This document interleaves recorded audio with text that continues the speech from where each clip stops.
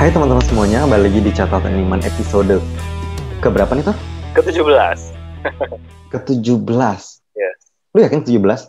Iya, benar. Oh, ke-17. Oke. Masih di season 2 ya. Kita masih Ya. di season 2 episode yang ke-17. Oke. Jadi kita langsung aja nih ya. Langsung aja masuk. Kita mau ngebahas apa hari ini, Tor? Hari ini gue mau ngebahas, kita temanya hari ini klarifikasi lagi. Jadi ini episode klarifikasi Klarifikasi apa lagi. lagi? Kenapa? Karena basically ini sih. Jadi di YouTube gue ya, tiba-tiba tuh ada satu video yang tiba-tiba banyak yang nonton. Apa? Dari yang sebelumnya Oh. jarang ada yang nonton, tiba-tiba kayak banyak yang nonton. Which is terus banyak yang komen juga gitu kan. Which is itu adalah video Iya. mengenai yang gue buat sebenarnya judulnya adalah siapakah itu Maria Magdalena sebenarnya. Terus tiba-tiba rame, terus tiba-tiba banyak yang komen langsung ngejudge gitu. Ngejudge ada yang bilang bahwa ya tau gak sih Yesus kan berzina segala macam. Terus ada yang bilang juga iya menikah sama Maria Magdalena. Terus ada yang bilang juga bahkan katanya Yesus diminyaki dari ujung rambut sampai ujung kaki gitu. Hah? Baca dari mana itu? Jadi kayak aneh-aneh dah. Terus gue bingung kan, kok kenapa bisa muncul tiba-tiba seperti ini gitu. Akhirnya setelah gue riset, ternyata memang lagi banyak YouTuber-YouTuber muslim yang membuat konten itu. Konten mengenai Yesus menikah dengan Maria Magdalena ini. Which is yang membuat gue kaget, kenapa hebohnya sekarang gitu. Maksud gue, karena sebenarnya kalau di luar negeri itu udah heboh lama banget. Maksud gue kayak topik-topik mengenai ini tuh udah basi lah ya. Kalau teman-teman ingat kayak film Da Vinci Code, ya dari situ sebenarnya sempat hebohnya. Oh iya, Dan Brown ya. Iya. Ya, yang bilang bahwa yang fotonya Maria Magdalena ada di dalam perjamuan terakhir dan segala macam, itu udah heboh dari situ. Tapi ya baik lagi, kan karena memang trennya kan seperti itu ya. Biasanya apa yang heboh di luar sana, masuk Indonesia beberapa tahun setelahnya, terus baru heboh gitu.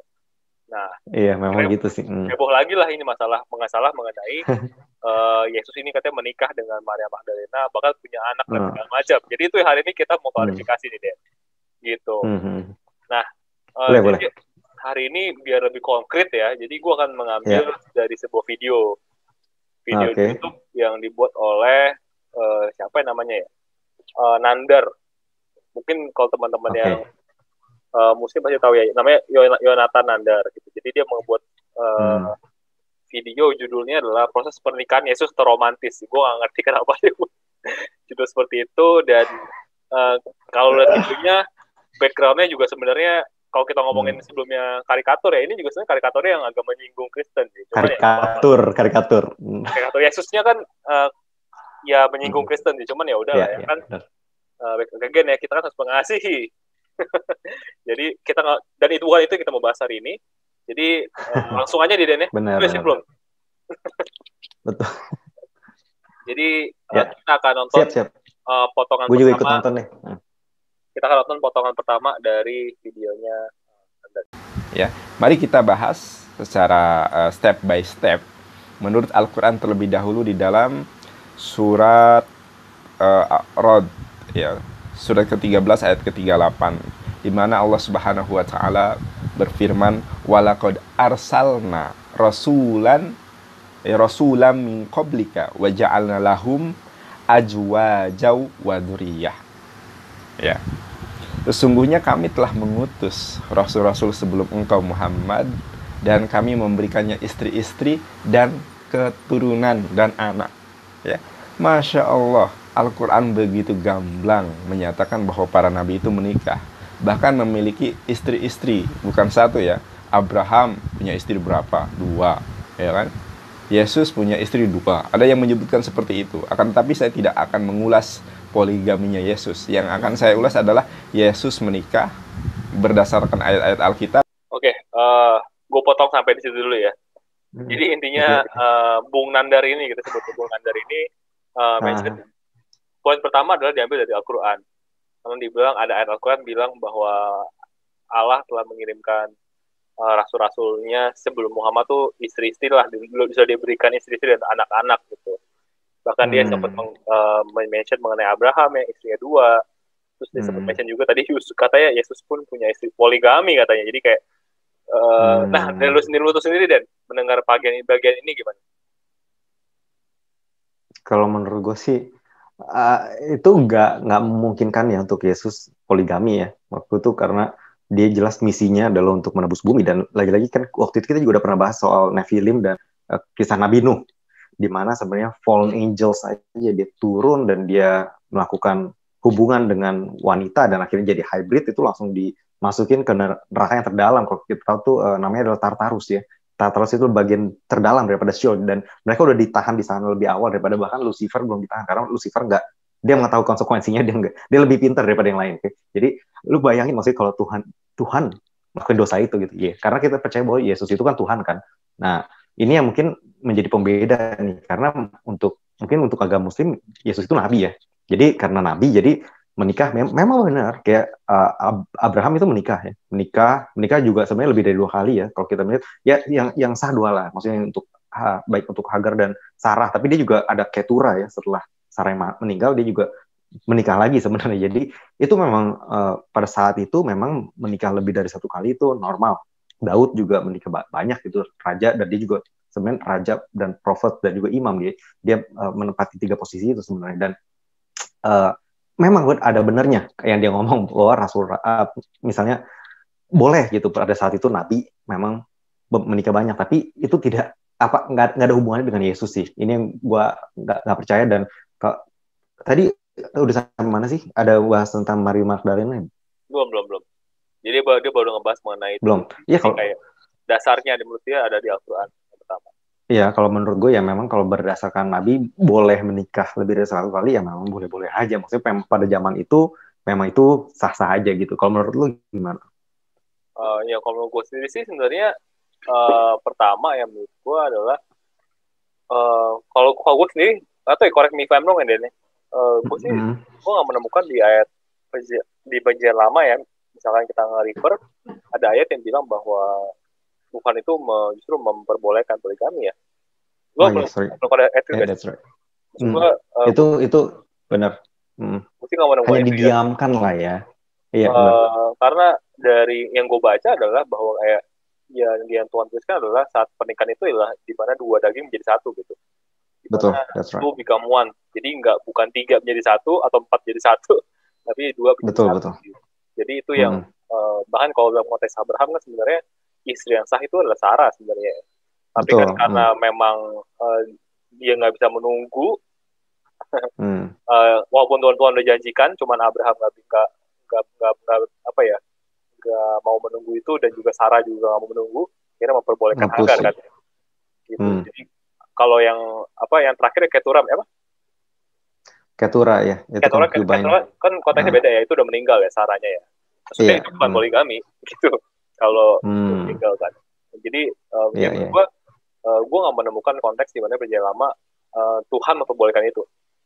Itu yang pertama. Dan gue pernah baca tuh di Ulangan 17 ayat 17 itu dikatakan jelas juga janganlah ia mempunyai banyak istri supaya hatinya jangan menyimpang.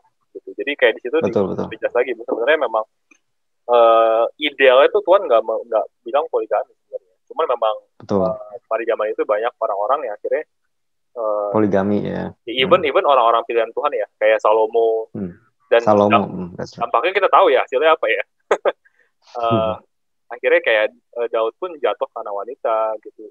Jadi banyak banget yang akhirnya jatuh karena hal itu. Jadi menurut gue kayak di mana kalau dia refer level Al-Quran di mana di situ dibilang justru Allah yang mengirimkan istri-istri kan, berarti kan kesannya kayak justru Tuhan sendiri yang poligami kan. Itu gue nggak menemukannya sih di perjanjian lama. Bener. Dan ya menurut gue hal yang kedua adalah kayak ini juga gue open to kritik sih ya. Tapi yang gue pelajari itu terkadang ada banyak hal-hal kan yang sebenarnya di Al-Quran itu adalah kan revelation yang Muhammad dapatkan dari Allah kan, yang dikatakan kepada jemaat-jemaatnya. Gitu. Dan menurut gue terkadang ada ayat-ayat yang keluar itu untuk membenarkan lah tindakannya gitu. Jadi menurut gue hanya karena misalkan Muhammad itu poligami bukan berarti semua nabi sebelumnya juga sebenarnya boleh berpoligami gitu. Jadi menurut gue itu sih yang poin yang gue mau sampaikan juga. Nah lanjut lagi deh ke itu kan tadi kan Bung Nandar bilang poin pertama tuh mengenai hal itu. Nah, poin kedua nggak kalah menarik nih, Dian. Oke, kita next ya. Ya. Kita ungkap terlebih dahulu dari Alkitab, saudara. Yaitu kita membaca Markus, ya. Mohon maaf, Lukas 7. Lukas 7 ayat ke-38.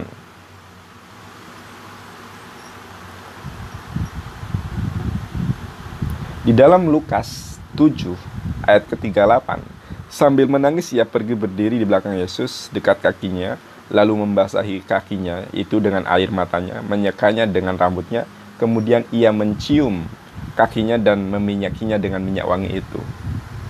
Ya, ini dipelintir sebagai prosesi penebusan dosa, prosesi pertobatan. Padahal prosesi pertobatan bukan seperti itu, kawan. Ya. Tradisi Yahudi, hukum Islam dengan hukum Yahudi itu hampir sama. Ya. Dibatasi antara interaksi laki-laki dan perempuan. Yeshua HaMasyiah seorang rabi, orang Yahudi. Ya. Yang tahu, yang paham betul tentang hukum Taurat. Tidak mungkin seorang laki-laki, apalagi dengan rabi Yahudi, bersentuhan, meminyaki, ya, apalagi di sini dikatakan menciuminya. Ini tidak mungkin terjadi kecuali di dalam prosesi pernikahan. Oke, stop sampai di situ dulu ya. Jadi berikutnya nih, Den, makin seru nih karena dia mengambil ayat Alkitab Lukas 7 ayat 38, di mana di situ diceritakan ada seorang wanita berdosa yang meminyaki kaki Yesus ya, dan menciumi kaki Yesus.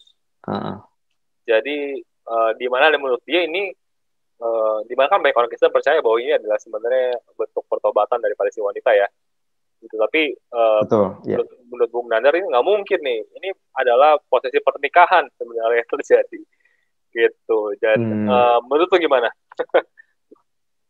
Kalau menurut gue sih agak nggak masuk akal karena memang pertama itu bukan di rumah Yesus ya. Maksudnya kalau menikah harusnya ada orang tua, ada of course kayak biasa lah ya, ada orang tua daripada si wanita ini juga datang, kemudian dia melamar lah ya. Maksudnya dan kalau kita sama-sama tahu sebenarnya Tuhan Yesus juga menubuatkan tentang pernikahan itu dengan cara dia mati di kayu salib. Itu adalah bayaran untuk dia menebus kita, dan bukan menebus tapi untuk menikah dengan kita. Dan kemudian kalau kita sama-sama ingat, Tuhan Yesus berkata bahwa in my father's house there's many mansion. Itulah adalah ritual daripada pernikahan itu sendiri sih. Tuhan Yesus sudah kasih nubuatan plus ritual itu sendiri. Jadi maksudnya dia datang dari jauh, dia datang dari surga, dia datang ke bride-nya, which is kita manusia. Dia datang, dia tebus kita, dan kemudian dia pergi mempersiapkan rumah di surga, dan kita nunggu dia, the second coming, dia akan menjemput kita. Inilah yang dinamakan rapture. Dan rapture ini setelah rapture, dan kalau kita sama-sama lihat bahwa ada Samson juga merayakan pesta pernikahan, dan banyak juga mungkin yang kita lihat ada merayakan pesta lah ya, tapi di salah satunya Samson itu selama 7 hari ya, dan that's why apa yang kita lakukan selama kita rapture, kita akan mengadakan pesta pernikahan. Dan ketika kita di rapture, exactly 7 tahun masa kesulitan di bumi, karena ketika Tuhan Yesus sedang berpesta dengan kita, dan Roh Kudusnya di bawah itu menderita karena bayangin nggak ada Roh Kudus di bawah gitu, maksudnya karena orang-orang yang udah percaya itu diangkat ke atas. Nah itulah yang sebenarnya ini gambar daripada ritual daripada pernikahan itu sendiri, karena Tuhan Yesus juga mengibaratkan kita bukan cuma sebagai anak tapi juga sebagai bridegroom. Dia juga adalah sebagai bridegroom, dan kita adalah bride gitu, the bride of Christ. Dan itu adalah ritualnya sih, ritual plus nubuatan. The second coming, dia akan jemput kita juga. Ini bukan the second coming, ini lebih karena rapture ya. Kalau the second coming dia udah langsung rule, tapi kita akan ketemu di rapture dan kita akan pesta. Itu yang sebenarnya kalau menurut gue ritual. Tapi kalau dia ngomong secara logisnya dulu deh, maksudnya mungkin nggak sih ini pertama kalau kita bahas dari konteksnya, ini kan dia kan lagi diundang ke rumah orang Farisi, terus tiba-tiba ada perempuan datang, dia meminyaki lah. Ini kalau ngomong dari Bible karena dia ambil dari kitab Alkitab kan ya, jadi kita harus sesuai dengan konteksnya dong. Maksudnya karena dia akan ambil dari ayat kita ya. Ini kan konteksnya adalah dia diundang oleh orang Farisi. Mungkin nggak? Make sense nggak? Masuk akal nggak? Kalau dia lagi diundang ke rumah orang, gitu ada yang kawin, datang ke rumah orang Farisi yang baru aja dia kenal. Dan di situ banyak orang mengenal wanita ini sebagai wanita pendosa. Make sense nggak sih? Maksudnya, come on gitu. Maksudnya tuh, dan wanita pendosa mengetahui bahwa orang Farisi ini judgmental. Gitu, maksudnya orang Farisi itu terkenal dengan judgment gitu. Mereka tuh merasa holy, di mana lu nggak holy, don't come near me gitu. Mungkin nggak orang yang kayak gini, kalaupun anggaplah sih itu benar, dia menikah, mungkin nggak dia lakuin itu di rumah orang Farisi. Make sense gak? Apa yang akan dilakukan oleh orang Farisi itu? Lu mau kawin, lu pendosa kawin di rumah gua. Come on, ini dia mungkin kelihatan pintar karena ketika setiap orang ngambil satu ayat kemudian dia pecah, kelihatannya semua selalu kayak lebih pintar. Tapi kalau kita lihat dari konteksnya maka akan nggak masuk akal, literally akan nggak masuk akal kalau dia lihat dari keseluruhan Lukas 7, di mana Yesus diurapi oleh perbuatan berdosa, konteksnya diubah jadi Yesus menikah dengan perempuan berdosa gitu. Jadi come on, literally gitu, makanya orang tuanya nggak ada, kemudian harus dengan semua orang-orang ini, dan kemudian Yesus juga harus jadikan itu bahan pelajaran, ngomong kepada si orang Farisi, si Simon ini ngomong bahwa gue datang ke sini lu nggak kasih gue apapun, tapi wanita ini nggak berhenti-berhentinya gitu menyangka gue. Haruskah ada perkataan ini di tengah pernikahan, dan haruskah dia menikah di rumah orang lain? Ini dari konteksnya itu udah jauh dan nggak masuk akal sih kalau menurut gue sih gitu. Yeah. Kalau menurut lu gimana, Tor? Ya, good point sih, Den. Kalau dari gue sih pertama gini. Pertama adalah kalau kita lihat dari konteksnya ya, pertama perempuan berdosa ini nggak pernah disebutkan itu adalah Maria Magdalena. Itu pertama. Oh iya. Jadi karena kalau lu perhatikan bahwa Maria Magdalena itu baru muncul di Lukas 8. Di Lukas 8 itu baru disebutkan ada perempuan yang kerasukan ya, 7 roh setan itu adalah si Maria Magdalena ini.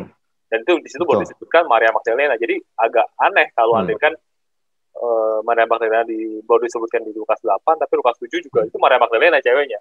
Kan harusnya kalau itu juga ya harusnya disebutkan di Lukas 7 dong, bukan Lukas 8. Jadi berdua itu juga nggak ada referensi mengatakan bahwa perempuan berdosa itu Maria Magdalena. Itu Maria Magdalena. Nah, banyak orang tapi yang akhirnya menduga dia itu Maria karena adalah ada ayat juga di Yohanes 12. Yohanes 12 itu ada juga kisah yang sama mengenai Yesus di anointing lah ya, dengan mencuci kaki dan minyak itu, tapi yang melakukan adalah Maria saudaranya Marta.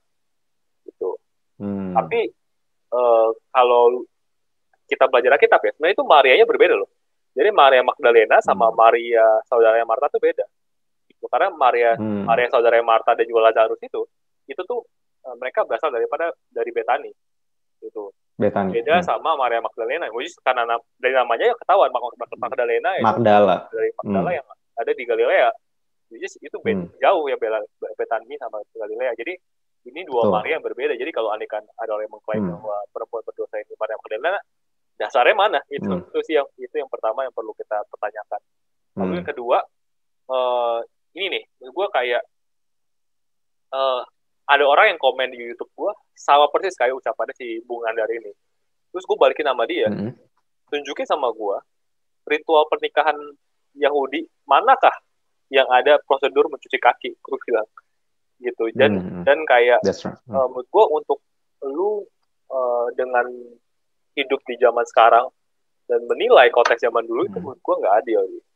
Dan pas banget, gue tuh ada beli buku ya, judulnya ini nih, sebentar. Oke, nah gue tuh pas banget, itu baru beli buku, judulnya ini kelihatan nggak ya? Ini judulnya Jesus Through Middle Eastern Eye. Wow. Ya, ini buku karangannya Kenneth Bailey. Jadi Kenneth Bailey ini dia adalah seorang sejarawan yang dia udah hidup berpuluh-puluh tahun di daerah Middle East, dan dia kayak nulis buku ini karena supaya orang-orang tuh ngerti saat baca Alkitab, dia tahu konteks daripada yang terjadi pada waktu itu.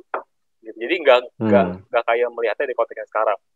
Dan dia tuh sempat menuliskan mengenai kisahnya hal ini, yang anointingnya Yesus ini gitu. Jadi pertama adalah kalau tadi kan Bung Nazar bilang bahwa ini nggak mungkin pertobatan dan segala macam kan. Which is ini, gue bacain ya, ada sebuah kutipan, ini yang tulis adalah sejarawan Arab, gitu. Ini orang Arab yang nulisnya, namanya Ibn al-Tayyib, itu di dalam bukunya, judulnya Tafsir al-Maskiri, itu dia nuliskan bahwa, ini gue baca dalam bahasa Inggris ya, dia baca bahwa, there is no doubt that the woman previously heard the preaching of the Christ, and was deeply moved by it, and believed, and repented, and was anticipating a chance to make visible her thanks to the Christ and to confirm forgiveness for her sins and the salvation of herself.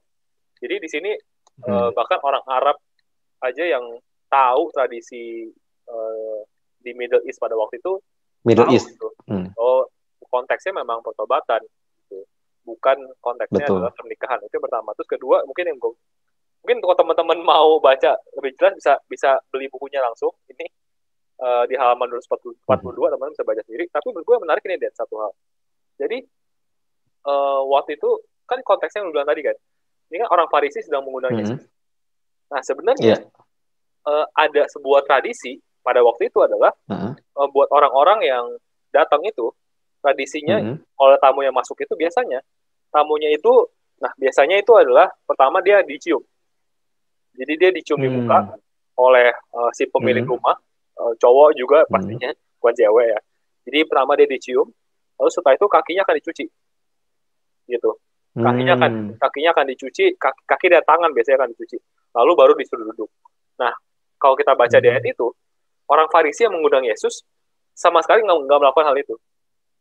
Jadi that's right. Konteksnya adalah sebenarnya Yesus itu lagi dipermalukan sebenarnya.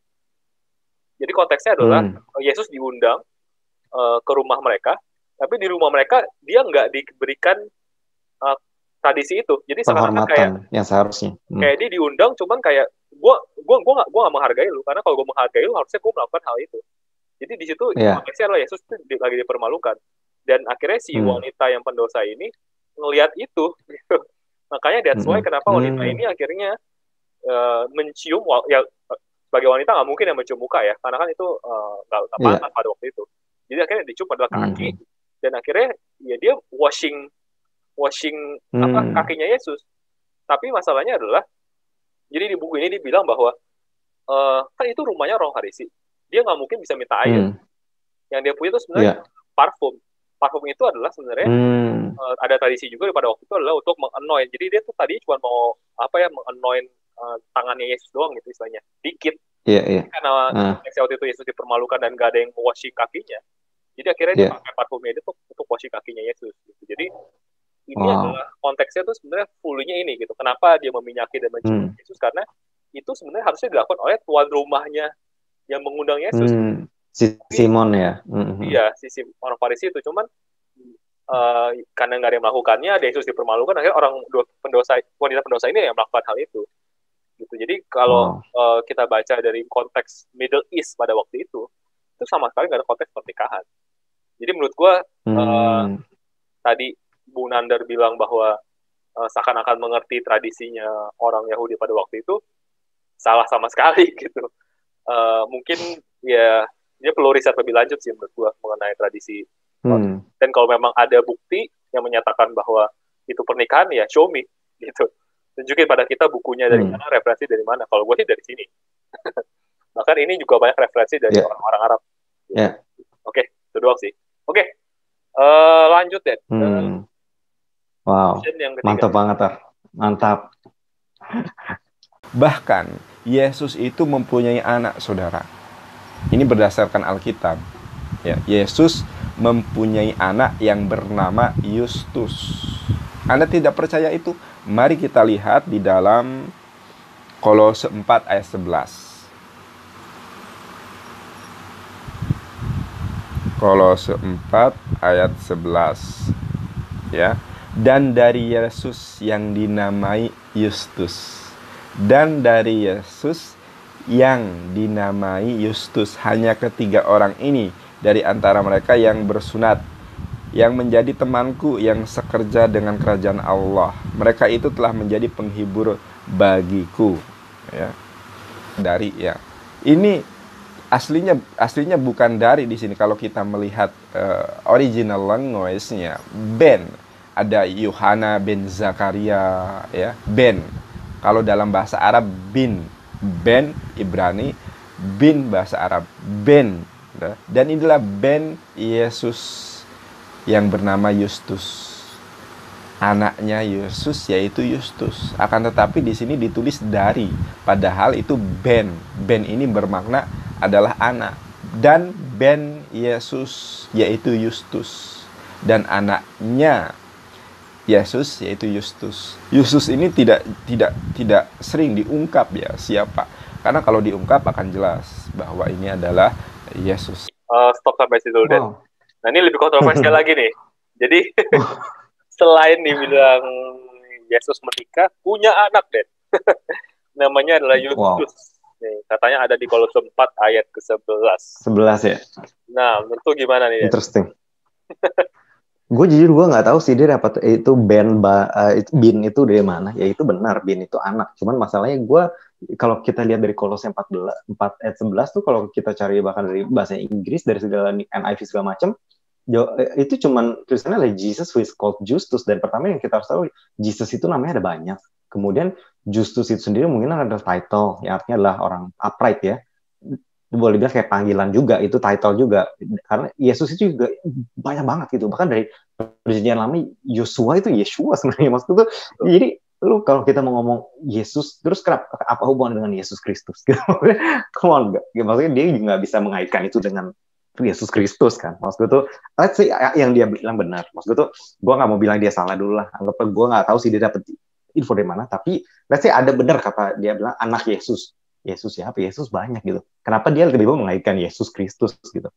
Kenapa? Maksud gue nggak agak mana dasarnya, itu nggak ada dasar gitu. Dan di sini juga itu sebenarnya cuma penutup dan salah gitu. Kenapa dia harus ngomong anak Yesus yang nama Yesus? Itu agak nggak masuk dengan konteks yang ada juga sih kalau menurut gue. Dan gue nggak tahu dia sih, maksud gue tuh dia dapat dari mana, itu pertama. Maksudnya dia research dari mana klaim ini, dan kedua juga apa yang membuat dia bisa melink Yesus di sana dengan Yesus Kristus gitu kan. Karena Yesus kan ada banyak gitu. Bahkan ketika Yesus dia kan ditukar tuh ya dengan Yesus Barabas ya. Itu juga Yesus gitu. Yesus dengan Yesus. Jadi kalau lu ngomong Yesus banyak banget gitu. Kenapa lu harus melink itu ya Yesus Kristus? Itu yang kita harus tanyain dulu sih. Kalau menurut lu gimana tuh? Ya benar-benar. Maksud gue ini adalah kayak gimana ya? Kadang-kadang buat orang-orang yang dengerinnya yang nggak tahu konteks Alkitab tuh langsung wah gila, bener nih. Tapi keren ya kayaknya ya. Keren, deep ya, pakai Hebrew gitu. Wow, udah dari Hebrew ini loh. Wah gitu. Tapi kalau dicek sebenarnya kok nggak ada. Nggak ada. Binnya di mana? Bahkan binnya aja nggak ada gitu. Jadi kayak pertama ya itu menurut gue kenapa dibilang Yesus, terus yang disebut atau yang dari Yesus itu karena itu membedakan sih. Kan?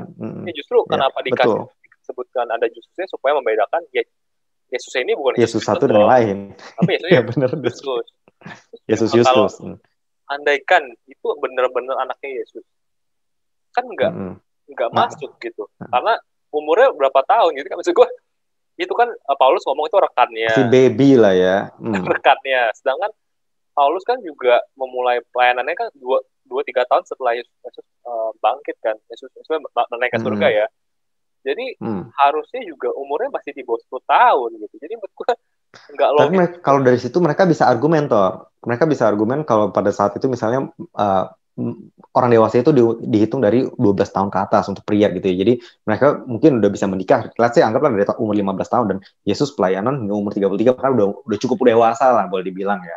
Mungkin argumennya bisa ke arah sana kalau misalnya mereka ngomong. Kalau kita ngomong dari umur ya, mungkin karena berarti kan mungkin udah umur 20-an gitu atau 18-an lah. Kalau melihat bahwa pada saat itu misalnya umur 12 ke atas sudah bisa menikah gitu ya. Kalau kita lihat dari situ, karena kan zaman dulu menikah lebih cepat. Ya, mungkin tapi menurut gue itu juga sedikit aneh sih. Cuman ya itu sih maksud gue kalau yang pertama itu yang pasti itu bukannya anaknya Yesus, tapi memang Yesus yang dipanggil Justus gitu. Jadi emang Yesus yang lain gitu. Panggil Justus, that's right. Yang Yesus gitu. Jadi kalau teman-teman terjemahan apapun itu nggak ada yang ngomong anaknya itu. Jadi itu hal-hal yang ngaco juga sih menurut gue. Dan yang kedua nggak ada anak, iya betul. Gitu. Ya. Oke, terakhir nih Den. Terakhir ada part terakhir yang tadi kan pertama ada Al-Quran, kedua dari 2 dan 3 adalah kitab. Nah sekarang dia pakai dari sisi science gitu. Kita coba dengarkan ya. Waduh, deep nih. Coba ya.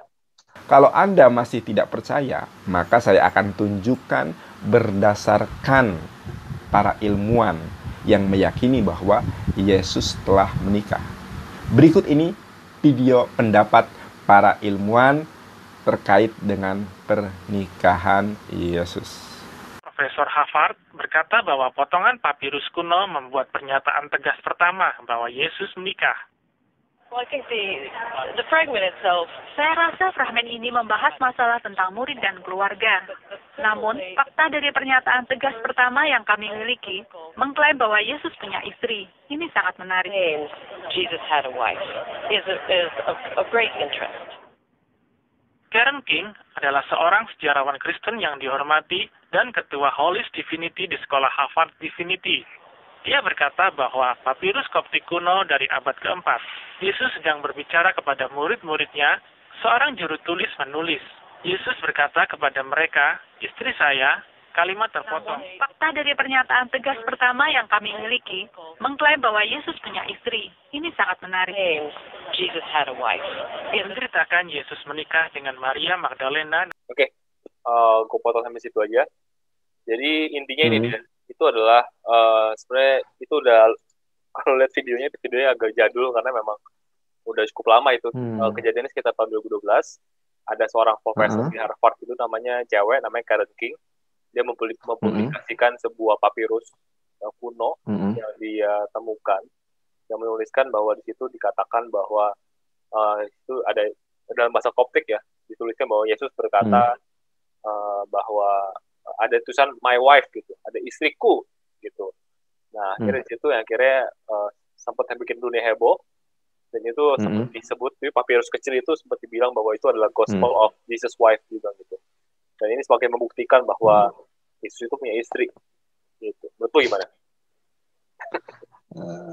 Tadi kan gue dengar kalau nggak salah dia bilang itu dari abad keempat ya atau kelima gitu ya tadi.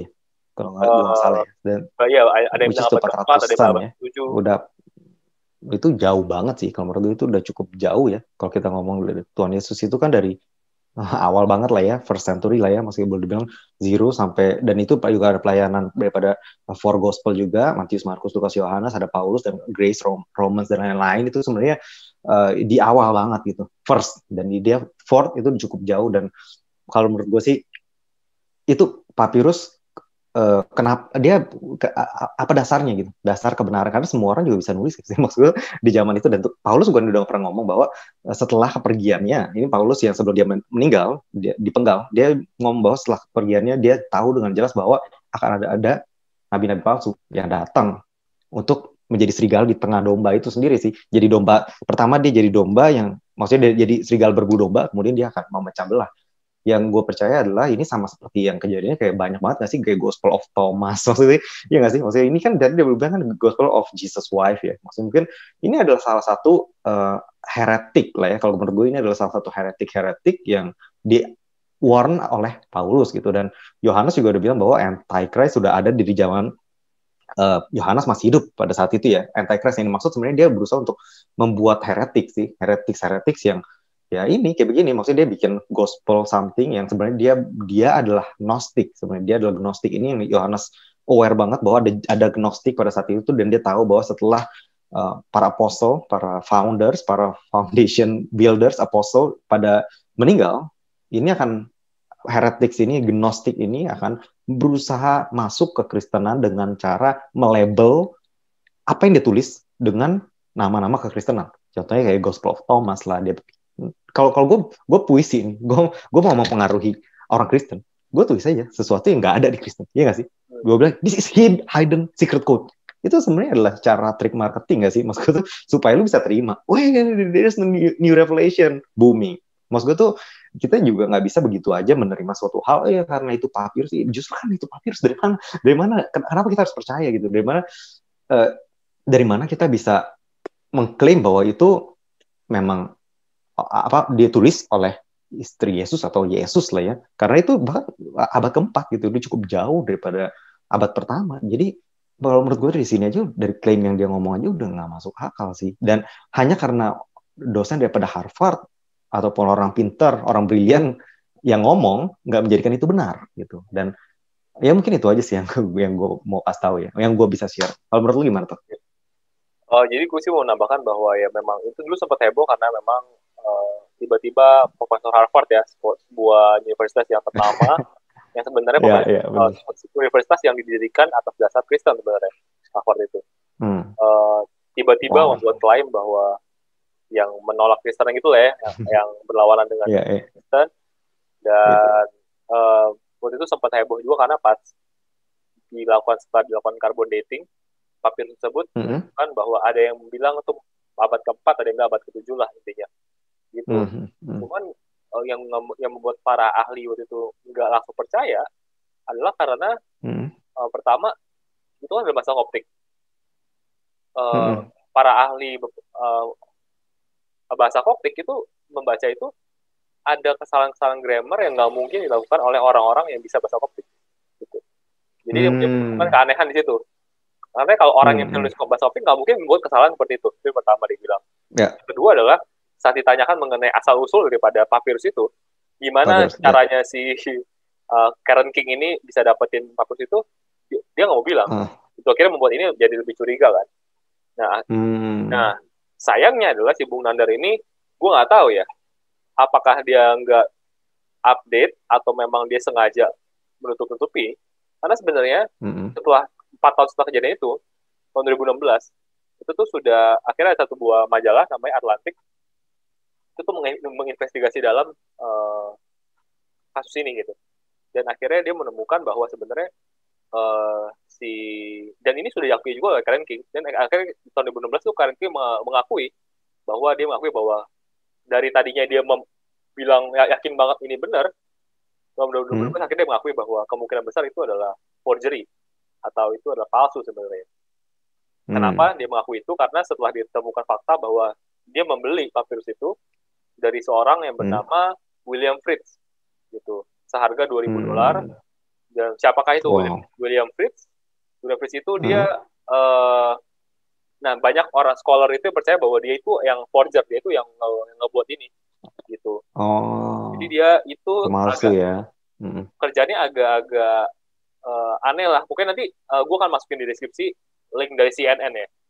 Jadi ini terpercaya ya, bukannya link abal-abal. Jadi situ teman bisa baca sendiri detail penelitiannya seperti apa. Jadi intinya adalah kemungkinan besar si Fritz ini dia ngebeli papirus kosong dari eBay. Lalu dia juga membeli tinta yang zaman dulu gitulah dari. Terus akhirnya dia coba untuk menulis itu. Dan buat teman-teman tahu itu papirus itu tuh nggak gede loh. Itu cuma segede name card. Jadi cuma segede kecil banget. Jadi dan dia kemungkinan besar dia mengutip kata-kata dari Injil Thomas gitu. Karena Injil Thomas juga koptik. Jadi itu sih, jadi dan udah mengakui juga sih orangnya sebenarnya Karen King bahwa itu adalah kemungkinan besar adalah forgery. Jadi menurut gue sebenarnya kalau si Bung Nandar ini bilang ini adalah dari sisi saintifik, udah beres toh kasusnya. Maksud gue udah nggak diperdebatkan lagi gitu. Jadi kenapa masih dibuka-buka gitu. Jadi menurut gue itu sih yang mungkin bisa gue jelaskan. Nanti gue akan masukkan linknya di dalam deskripsi. Jadi buat teman-teman yang emang mau belajar, saya cek sendiri apakah gue bener atau gue cuma buat gitu. Jadi itu sih yang bisa gue jelaskan. Jadi itu sih gue rasa kita tadi udah cukup menjawab dan mengklarifikasi ya seluruh daripada videonya. Tadi pertanyaan one question untuk lu. Gue menanya kalau misalnya ada orang yang nanya ke lu tentang dia present ke lu tentang Maria Magdalena ini. Apa satu kata yang bisa lu balikin ke orang itu tanpa perlu menjelaskan panjang lebar, baik dari tadi kita ngomongin konteks, kemudian lu ngomong soal dari buku Middle Eastern gitu. Apa yang bisa lu ngomong? Mungkin singkat aja maksudnya untuk membantu listener juga ya, ketika mereka di-approach kan mereka nggak mungkin ingat semua yang tadi lu ngomong kan. Maksudnya itu bisa nggak lu ringkas dalam satu kesimpulan yang telak gitu. Maksudnya itu telak bahwa itu nggak benar gitu. Ya berarti kan sih menurut gue kalau ada orang ngomong bahwa Yesus menikah sama Maria Magdalena, ya intinya apa buktinya kalau Yesus nggak menikah? Apa bukti Yesus menikah gitu? Maksud gue tadi yang orang-orang percaya kan Yesus nggak menikah. Cuman ada beberapa orang yang percaya bahwa Yesus menikah kan. Ya nggak apa-apa kalau kalian punya percaya gitu. Buktinya apa? Menikah gitu kan. Intinya mereka balik lagi biasanya ke ayatnya tadi kan, meminyaki dan segala macamnya.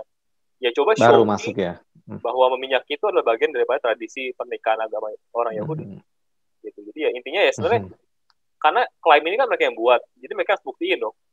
Jadi menurut gue Kita nggak usah jadi orang yang harus membuktikan, karena kan kita yang membuat klaim dia gitu. Jadi intinya sih Iya, benar juga. tunjukin aja, karena menurut gue kalau tanya gitu cuma mereka nggak ngerti kok sebenarnya. Sama sebenarnya gue mau menambahkan gini, sebenarnya perkara Yesus menikah atau nggak menikah sebenarnya tuh nggak mempengaruhi iman Kristen gitu, karena di dalam Kristen kita percaya bahwa pernikahan itu adalah sesuatu yang baik yang datangnya dari Tuhan. Jadi sebenarnya kalau Yesus menikah pun itu sebenarnya nggak merubah apapun iman Kristen, karena iman Kristen itu pusatnya adalah dari kematian Yesus dan kebangkitan Yesus, bukan dari Yesus menikah apa nggak menikah. Jadi itu sih yang menurut gue. Cuman kenapa kita tetap percaya Yesus nggak menikah? Karena nggak ada buktinya gitu. Jadi basically itu ya. Maksud gue buat orang-orang yang terutama non Kristen ya, mungkin mereka berpikir bahwa ketuhanan Yesus itu tuh berada di dalam apakah Yesus itu menikah apa nggak nikah gitu. Jadi kalau Yesus menikah itu artinya Yesus itu bukan Tuhan, bukan di sana sebenarnya. Gitu. Kita percaya Yesus itu Tuhan itu bukan karena dia nggak menikah, tapi karena dia mati dan dia bangkit lagi. Gitu. Dia bangkit, that's right. Jadi kalau andaikan misalkan ada nabi-nabi lain yang bisa mati dan bangkit lagi, gue akan percaya nabi itu sebenarnya. Bukan karena dia menikah atau menikah. Jadi itu seperti itu. Wow, so true. Wow, lu sendiri ada yang mau lagi mungkin yang lu mau tambahin? Oh, jadi sama deh. Baru gue nanya. Kalau dari gue ya, kalau gue bilang sih benar banget. Jadi intinya adalah sebenarnya menurut gue adalah pertama yang harus kita pastiin banget adalah fondasi Alkitab yang pernah lu bahas banget di episode awal-awal sih. Begitu kita nemuin yang kebenarannya, kita tahu yang lain, yang mana yang salah gitu. Karena begitu yang ini benar, ada yang bertentangan, ini udah pasti salah, ya nggak sih? Maksudnya once kita udah pegang yang benar, ada yang bertentangan itu salah. Tapi bukan berarti segala sesuatu yang di luar sana itu salah. Contohnya kayak misalnya Dead Sea Scroll ya, maksudnya kayak apakah nggak ada kebenaran sama sekali? Ada gitu. Itu namanya extra biblical. Tapi maksud gue tuh itu jadikanlah referensi. Maksudnya bukannya menjadi sesuatu yang ini benar, ini juga benar, ini juga benar, nggak juga. Jadikanlah itu mereka cuma sebagai referensi kalau ini yang awal yang ini udah benar dulu. Maksud gue tuh makanya penting banget untuk kita dengar tentang kenapa Alkitab itu bisa dipercaya. Di mana lu ngomong jelasin dari segi histori, dari manuskrip, dari historian baik dari Jewish orang percaya maupun orang yang nggak percaya pada masa itu. Jadi maksudku tuh nggak ada lagi gangguan dan halangan ketika kita menghadapi argumen ini gitu. Karena dari hati kita udah clear bahwa Alkitab ini udah benar.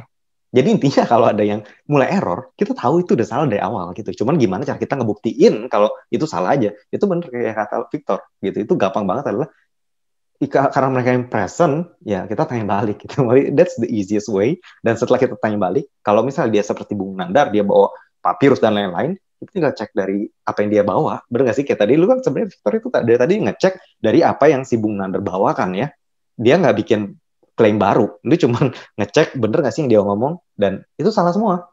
Ya udah, maksudnya semudah itu dan sesimpel itu, kita nggak perlu terlalu banyak cari tahu. Dan yang gue cukup sedih sih karena banyak daripada agama lain ya, terutama agama Muslim mungkin ya, dia nggak tahu kenapa. Maksud gue tuh kadang tuh kalau menurut gue, kalau kita percaya bahwa kita benar, kita cukup perlu stay di kebenaran kita. Maksud gue tuh gini, kalau kita bisa buktiin agama lain salah, itu nggak menjadikan agama kita benar gitu. Ya bener gak sih? Maksud gue tuh kayak gue udah sering ngomong bahwa kalau gue bisa buktiin agama lu salah, itu nggak menjadikan agama gue benar. Tapi kalau gue bisa buktiin agama gue benar, gue nggak perlu buktiin lu salah. That's automatic gitu. Maksudnya ya, jadi kita harus make sure bahwa kita harus tetap di scope kita. Tapi gue nggak tahu kenapa banyak banget mungkin dari agama seberang yang terus kayaknya ambil dari ayat, dan seringkali mereka juga salah quotes ataupun di luar konteks. Kayak tadi sebenarnya gampang banget ya sih, maksudnya kayak dari Kolose 4 ayat 11 itu kita cari satu ayat aja. Ada nggak sih maksudnya yang dari yang dia ngomong? Sebenarnya yang dia ngomong itu adalah dia bukannya dia punya referensi, tapi dia mengubah dari tersebut menjadi pemain bin jadi anak sebenarnya. Tapi referensinya mana gitu? Nggak ada. Maksudnya gitu. Kalau ada buktiin dong. Jangan cuman ngomong, lu cuma translate gitu. Translate dari diri lu sendiri gitu. Maksud gue tuh, dan orang percaya gitu. Jadi kita juga harus lebih kritis ya ketika orang lain ngomong, jangan langsung percaya gitu. Karena apa yang dia ngomong belum tentu benar, belum tentu ada isinya, dan mungkin dia sendiri juga dengar dari orang. Ini yang lebih sedihnya. Karena kita gampang dengar, terus kita langsung sampaikan ke orang. Terus ketika ditanya balik, iya juga ya. Maksudnya jadi kita yang kelihatan bodoh kan. Nah, maksud tuh ya itu aja sih yang pengen gue tambahin. Dan mungkin untuk orang-orang di luar sana yang baik beragama lain lah ya, kalau misalnya mau present apapun, bisa langsung ke Victor berdua. Bisa langsung ngobrol dengan Victor lah ya, untuk berpendapat gitu ya, karena gue percaya Victor juga udah cukup dewasa dan mengetahui banyak tentang apologis dan apologetik untuk bisa membuktikan yang mana yang benar dan mana yang salah sih. Ada lagi Tor mungkin sebelum kita tutup? Paling terakhir itu sih, paling gue mau mengencourage teman-teman semua kalau memang teman-teman semua tertarik sama hal ini. Artinya kan teman-teman semua, at least yang nonton video-video Nandar ya, Bu Nandar ya, artinya kan teman-teman juga sebenarnya suka dengan hal-hal yang berbau pengetahuan kan. Sebenarnya, karena kalau nggak suka harusnya nggak nonton video-video kayak gitu. Tapi harusnya sebagai orang yang suka pengetahuan, artinya orang yang intelektual, wong dicek dulu gitu. Maksudnya jangan terlalu mudah percaya juga lah. Gitu maksud gue. Gue pun juga sering kok nonton video-video orang Kristen ya, yang mungkin dia juga mengkritik Muslim gitu ya. Kalau dia mau quote Al-Quran juga, gue baca dulu Al-Qurannya gitu. Gue make sure dulu, kalau gue ada waktu gue coba baca tafsirnya. Jadi gue mengerti bahwa sebenarnya ini orang benar kasih ngomongnya atau emang dia hanya mengkritisi karena dia benci atau segala macam. Jadi menurut gue sebagai orang yang suka dengan pengetahuan harusnya melakukan hal itu sih. Jangan gampang untuk dipengaruhi. Contoh kayak tadi kayak masalah Karen King itu kan udah lama banget. Dan udah jauh ya. Iya, itu masalah juga kasus sudah kelar. Jadi lucu aja kalau sampai 2020 masih diperdebatkan dan seakan masih hot gitu. Jadi kayak kemana aja lu gitu kan. Jadi kayak gitu-gitu sih. Dia menurut gua mungkin gak relevan ya. Setelah mendengar, termasuk kalau kalian nonton video-video kita ya. Kalau kalian udah mendengarkan, coba cek lagi aja di Google. Saya cari tahu. Menurut gua nggak ada salahnya ya gitu. Jangan sampai cuma dengerin terus terpengaruh gitu ya. Padahal belum tentu benar. That's right. Betul. Wow. Thank you banget Thor untuk sharingnya hari ini, dan benar banget kata Victor juga, kita harus lebih kritis ya, kita harus cari tahu semua kebenarannya. Dan mungkin terakhir yang gue bisa ngomong adalah bahwa apa yang terjadi di Alkitab di Perjanjian Lama, contohnya tadi ada poligami, Abraham melakukan poligami, Salomo melakukan poligami, dan juga banyak pertempurannya di Israel, maksudnya banyak kejadian di Perjanjian Lama terutama, itu tidak berarti Tuhan menginginkan hal itu ya. Itu sih, maksud tadi gue sampai kepleset, gue bilang bahwa Tuhan memperbolehkan, ini sama sekali nggak ada di Alkitab. Thank you banget, lu udah membenarkan sih Tor. Jadi ini bagus banget, itu bagus banget, karena apa yang terjadi di Alkitab itu bukan berarti Tuhan memperbolehkan, maksudnya itu hanya terjadi gitu. Tuhan memang segala sesuatunya Tuhan nggak secara eksplisit dia ngomong bahwa ini boleh ini nggak boleh. Bayangin kalau dia harus ngomong ini boleh nggak boleh, kita harus mandi juga dikasih tahu gitu. Ini jadinya seberapa tebal buku yang harus kita baca ya. Tapi ya itu balik lagi ya, nggak standar utamanya udah dikasih tahu, which is satu daging ya, satu pria dan satu wanita, Adam dan Hawa, 2 menjadi 1, bukan 3 menjadi 1. Ini adalah standarnya. Dan hanya karena Tuhan tidak menegur, misalnya nggak menegur Abraham, lu salah, ataupun nggak judge Abraham untuk sesuatu yang dia lakukan, kita masih bisa lihat hasilnya dan konsekuensi daripada apa yang dilakukan oleh Daud, Salomo, dan Abraham sampai saat ini gitu. Jadi hanya karena Tuhan tidak menulis secara gamblang bahwa dia tidak menyukai ataupun tidak dia nggak review hal tersebut, bukan berarti dia mengizinkan ataupun memperbolehkan. Itu aja sih. Kalau gitu mungkin kita close aja sampai di sini. Dan untuk teman-teman yang mau input topik ke Victor ataupun ke gua, ataupun tentang mau langsung argumen atau langsung debat sama Victor live, gitu, boleh. Ya, itu boleh aja. Bisa langsung, terutama kalau mau debat ya, bisa langsung di YouTube @prisaiman gitu ya. Itu bisa langsung kalau bisa mau request untuk bahas tentang dari agama lainnya terutama ya Tor ya, karena itu fokusnya lebih ke apologetik ya, dan ke Christianity juga sih gitu. Dan mungkin kalau untuk di Instagram lu sendiri Tor, kalau misalnya untuk input bisa di mana? @victorlitia atau di Instagram kita ya Den, cetarima.id, atau di lu di mana Den? Di @dennis.johan. Oke, kalau gitu kita tutup sampai di sini dulu. Tuhan berkati, keep safe, jaga diri teman-teman. Tuhan berkati kalian semua dan keluarga juga senantiasa dilindungi. Oke, sampai ketemu di minggu depan. See you and God bless. God bless.